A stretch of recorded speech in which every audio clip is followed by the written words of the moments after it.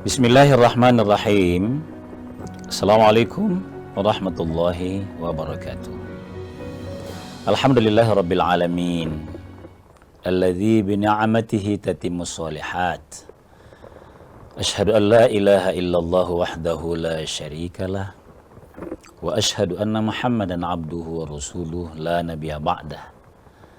Allahumma shalli wa sallim wa barik ala nabiyyikal karim Sayyidina wa maulana Muhammadin sallallahu alaihi wasallam wa ala alihi wa sahbihi ajma'in, amma ba'd. Alhamdulillah, kita bersyukur kehadirat Allah subhanahu wa ta'ala karena Allah tiada hentinya menganugerahkan nikmat iman, kesehatan dan kesempatan kepada kita sekalian, termasuk dengan mudah, dengan ringan, dengan senyum kita menjalankan ibadah Ramadan ini. Salawat dan salam atas junjungan kita Nabiullah Muhammad sallallahu alaihi wasallam. Pemirsa yang berbahagia, kalau kita diciptakan oleh Allah hanya untuk mengabdi kepadanya, itu kata hanya di situ ada. Maka jangan pernah, saya ulangi, jangan pernah nuansa ibadah kita itu kepada yang selain Allah. Adakah itu? Itu yang kita mau angkat pada pagi hari ini. Riya dalam beribadah. Kita mau angkat dulu, apa itu riya? Dan ini penting karena sesuatu yang harus hati-hati di dalamnya. Apa itu riya? Asal pamerkah? Asal kelihatankah? Agama tidak sesulit itu. Nah, riya adalah, dia berasal dari kata ra'a. Yar'a, riya'un. Ra'a itu melihat. Yar'a sedang melihat. Kalau riya'un, barang atau sesuatu yang diperlihatkan. Itu dia. Nah, yang biasa kita kontekskan, termasuk pagi ini, riya dalam ibadah, artinya ibadah kita itu dipersaksikan ke orang. Saya mau kunci dulu di sini jamaah sekalian. Kalau niat ibadah itu, kalau niat ibadah tertuju dari awalnya sudah campur niat, dari motivasinya untuk ibadah memang untuk orang, tidak sah. Tidak dinilai oleh Allah. Masih mending kalau sekedar tidak dinilai. Yang bahaya kalau dianggap musyrik.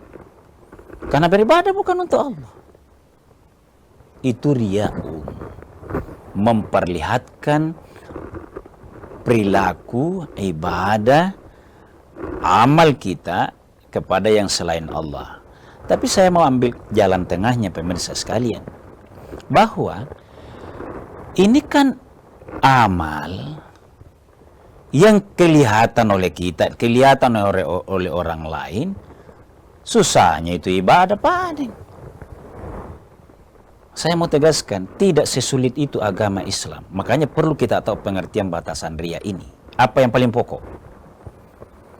Ibadah yang nomor satu adalah ditentukan oleh apa pemirsa? Harus kita jawab memang untuk tahu membedakan riya yang mana dengan yang tidak riya. Apa yang paling pokok dalam seluruh ibadah?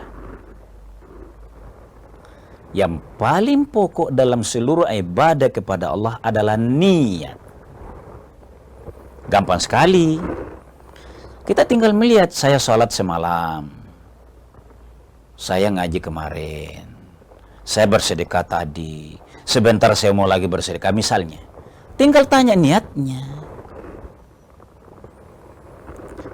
Kalau niatnya, kan seluruh ibadah itu niatnya, misalnya saya ambil puasa karena kita sedang berpuasa. Kan bunyinya begini. Nawaitu shauma, saya berniat puasa. Ghadin, misalnya untuk besok. Pardan pardu, untuk siapa? Kalau lillahi ta'ala, hati kita bersih putih di situ karena Allah, silahkan disaksikan oleh malaikat. Silahkan disaksikan oleh selain Allah. Bahkan silahkan dipuji yang lain. Tapi kuncinya, startnya itu tadi. Startnya itu, niatnya kepada siapa? Karena Islam tidak boleh disudutkan amalannya seseorang, dituduh seseorang, digoda dulu. Misalnya dia bersedekah, kita puji dulu, kita angkat dulu, baru diperdengarkan ke dia. Kalau itu dianggap mengganggu dan kita juga terganggu niat kita kepada Allah, itu yang harus kembalikan kepada niat. Kita harus paham kuat-kuat ini. Karena kan Nabi katakan begini, innamal a'malu binniyati. Barisnya begitu. Supaya kentara, kalau salah barisnya salah itu. Binniyati. Harus pakai kata jar di belakangnya. Kira-kira begitu. Jadi, dan ini kunci.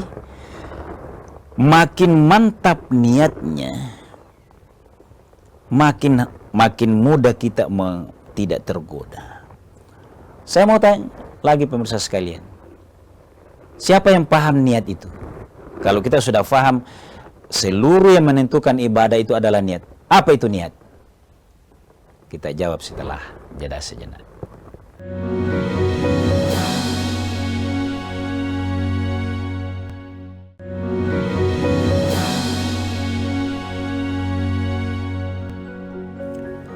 Pemirsa sekalian kaum muslimin yang dimuliakan oleh Allah Subhanahu wa taala, maka kiranya kita bagus memang mereview ilmu-ilmu dasar dalam agama. Misalnya niat ini akan meneguhkan kalbu seseorang dan mudah mengembalikan start niatnya. Orang bilang motivasinya. Kalau dia faham, apa itu niat? Niat itu adalah qasdus syai'i, sengaja melakukan sesuatu, muqtarinan bi fi'lihi, ada ibadah yang harus bersamaan pelaksanaannya. Misalnya takbir pada saat sholat, pada saat itu jernihkan niat. Mau puasa juga demikian, dan seluruh ibadah. Jangan pernah beribadah otomatis fi'liyahnya. Maksudnya gerakannya. Sementara tidak melakukan spiritnya. Muqtarinan bifili. Makanya ada begini. Walaupun teksnya ibadah sholat yang diutamakan untuk mengawalinya.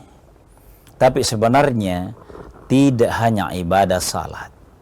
Agar diijabah dan ada nilai tambahnya dalam kehidupan dan disiplin pribadi kita. Ada kan memulai niat, mudah-mudahan masih diamalkan ini. Pemirsa kayaknya masih amalkan semua ya. Apa dorongan dari agama agar ibadah kita itu khusyuk kepada Allah pada saat awalnya? Saya bawa dulu ke sholat ya. Jangan lupa baca doa ini pada saat mau sholat agar tidak terganggu. Apa itu? Ilahi anta maqsudi. Ya Allah, saya punya maksud hanya Engkau. Tujuan saya hanya Engkau ya Allah. Wa ridhaka matlubi. Dan hanya ridhamu yang saya tuntut. Singkat pemirsa sekalian. Ibadah apapun ini, ibadah apa saja, walaupun ini dalam konteks sholat ya. Ini ringan, jadi jangan sampai kita beribadah ya, terlalu otomatis. Orang buang takbir, orang bersedekah, sambil bicara, tidak ada niat. Termasuk saya langsung teringat nih pemirsa, menerima zakat nanti, sah orang datang menyerahkan barangnya kita terima, sah itu. Karena ada akadnya. Tapi jangan lupa tenanglah, termasuk yang membayar zakat atau memberi sedekah, tenanglah itu. Jangan cuma gembira. Jangan cuma senyum, alhamdulillah saya bersedekah lagi. Niatkan dulu, ilahi anta maqsudi. Saya mau bahas singkat ini tentang sedekah. Karena begini, Kan biasa di program, atau misalnya kita ada hajat, ada memang infak yang kita siapkan ke umat. Memang, misalnya ada orang mampu, dia hitung zakatnya, ditarget, kasih kumpul baik-baik, misalnya ya, atau diminta di masjid. Biar diumumkan, yang penting niatnya. Saya melakukan ini pasti didengar oleh orang. Oh, memang diminta oleh panitia. Dan panitia harus menyebutkan. Tapi ya Allah, saya baca ini. Ilahi, memang saya datang tadi ada motivasi tercampur. Di sana akan banyak orang. Mungkin dipuji. Termasuk ini kalau memang ada hajatan mengumpul massa. Tidak salah. Tidak salah dipuji, tidak salah itu. Tapi tetap niatkan dulu ini. Minimal ada waktu ringkas. Saya datang tadi ya Allah, bawa ke sini sekian kendaraan, sekian mobil untuk bersedekah di sini. Tapi luangkan waktu.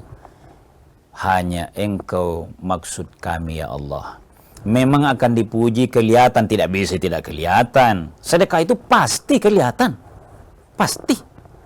Oh, dilihat, dicatat oleh amil. Jangan abaikan itu yang mencatat. Kan ada begini hadisnya. In tubdus sadaqati, apabila engkau nyatakan, perlihatkan itu sedekah, au tukhfuha, atau kau sembunyikan, sama diterimanya di sisi Allah Subhanahu wa taala. Ini dasar dulu ya. Asumsi ini harus terbangun bagi setiap yang beramal, bahwa kuncinya itu ada di niat, dan niat itu adanya di hati, dan ada tips agar mudah mengembalikan ke hati, dipuji orang, kembalikan ke hati, ridha kama matlubi ya Allah, agar tidak sia-sia itu. Kenapa? Karena memang ada hadis Nabi begini, kalau kemasukan ria menjadi menonjol motivasinya ke ria itu tadi, tanpa ada waktu jeda sedikit untuk berniat kepada Allah tadi, itu juga memang besar bahayanya. Hadis Nabi begini, inna akhwafu ma akhafu alaikum. Ini sangat seimbang ini agama. Bahwa sedekah dinyatakan atau tidak, pemberian mau dipoto, mau selfie, mau di Instagram, mau di Facebook, mau di mana, boleh. Ada tipsnya tadi. Tapi memang kalau pendiriannya, niatnya yang meleset, ini hati-hati. Saya baca ulang hadisnya tadi. Inna akhwafu ma akhafu alaikum. Sesungguhnya yang paling aku khawatirkan kepada kalian adalah asyirkul asghar. Syirik kecil. Jadi ingat itu. Ini bagaimana bisa ini? Kan bukankah puasa mengelola, kita hidup ini mengelola temperatur batin. Batin seseorang itu siapa yang tahu? Kita. Ya. Nah, para sahabat bertanya, weh, apa itu ya Rasul yang paling dikhawatirkan? Dan namanya bahaya sekali itu. Maaf, asyirkul asgharu. Itulah syirik asghar, ar-riya'u. Pamer. Pamer yang mana tuh? Yang memang nilai ibadahnya sudah lebih menonjol, yang menentukan waktunya kapan banyaknya orang. Kapan siapnya panitia mengumumkan. Kapan siapnya. Kalau yang niatnya tadi, saya mau bersedekah hari ini karena ini kesempatan, kesibukan saya begini. Tiba-tiba panitia bilang, nanti hari anu diumumkan begini. Nah, kasih pindah ke situ. Itu. Kalau sudah lebih mengutamakan kapan publikasinya, kapan pengumumannya, bahkan ada yang biasa cerita lucu kan? Berjanji, sudah memberikan modal awal. Saja ada misalnya, sering menjadi gurauan di masjid. Berjanji akan ini dan itu. Begitu tidak, terpilih misalnya, nah minta kembali. Jamaah bilang kembalikan saya. Nukira jamaah tidak mampu. Dan saya pernah sampaikan kepada pemirsa sekalian, kalau ada target di situ, upayakan memang tulus. Jangan menyumbang pada saat punya hajat. Sebab begini, Kalau ada niat, ada target, nanti kelihatan dermawan pada saat ada target, masyarakat sudah tahu. Oh, sebenarnya itu orang sulit keluar pertolongannya itu. Sulit itu. Sekarang, iya sekarang. Ada hajatnya tahun depan. Berikutnya itu tidak lagi. Kira-kira begitu. Nah, yang perlu pemirsa sekalian menjadi catatan di poin ini, standarkan bahwa kuatkan di niatnya, tapi hati-hati memang kalau motivasinya meleset kepada asyirkul asghar, yang berbahaya di situ adalah riyaknya lebih menonjol. Kita lanjut setelah jeda sejenak.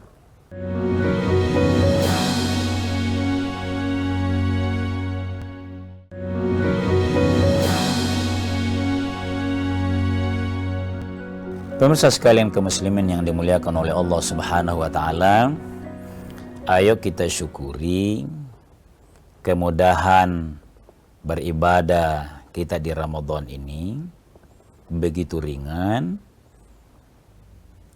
Janji Allah juga jelas untuk balasan pahalanya kepada kita sekalian, mensyukuri dengan kekuatan beramal ini.